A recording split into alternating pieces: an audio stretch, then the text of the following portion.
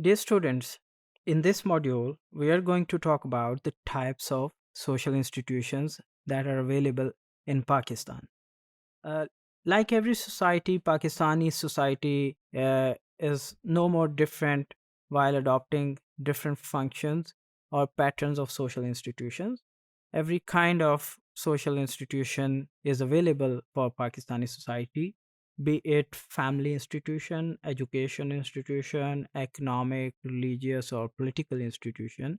We also have a very modern institution that is available to us like every globalized society in the world, which is the media as well. So, we will be talking about all these institutions in Pakistan.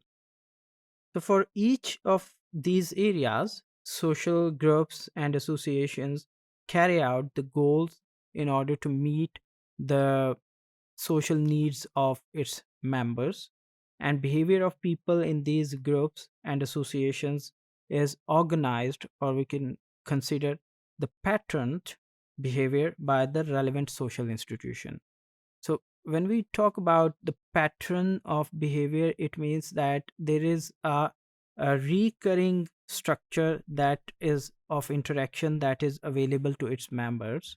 For example, uh, if we talk about the educational institution, we see that there is a recurrence of events in the school.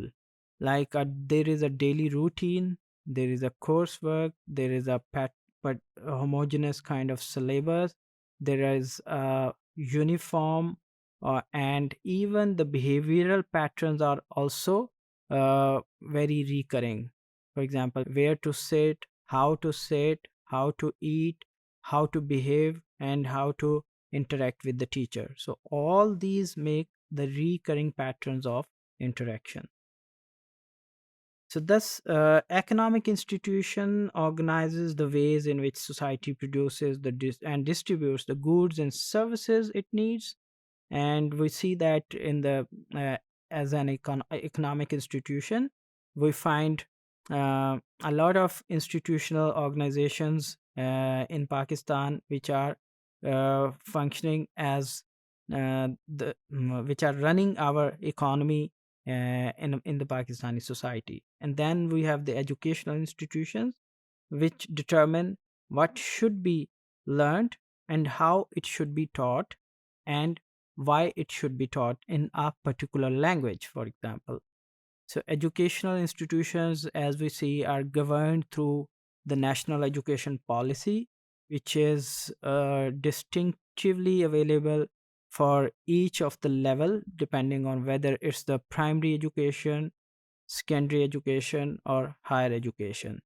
So these patterns are established through the national social policies.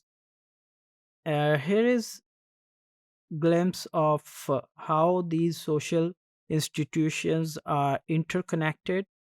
If we talk about starting from the family institution, we see that a family institution for an individual plays the role of socializing agent, and then it sends its uh, its member or its individual to the school to get the education, and then to college and university for for further or higher education.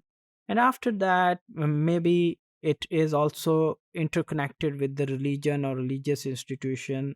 Family also plays an important role in deciding that to what extent an individual needs to be getting the religious education.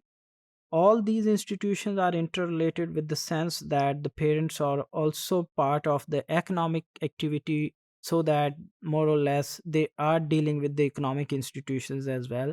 And when they are going out, maybe in the street or in the roads, in the shopping mall, they find that the government institution is are trying to channelize their behaviors in a way that people should not deviate from the social norm, so that they produce a formal mechanism of social control by through the police or maybe through the traffic police as well.